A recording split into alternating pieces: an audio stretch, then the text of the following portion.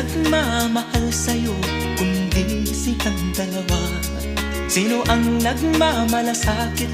Ang iyong ama't ina. Sila ang naging daan, kaya ika'y nabubuhay sa mundo.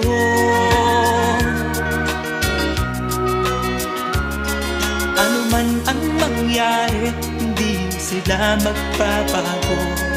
Ang mga magulang mo'y laging nagmamahal sa'yo.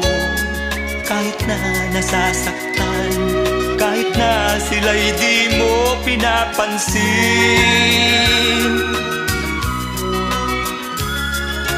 Kung nalalaman mo lang mga hirap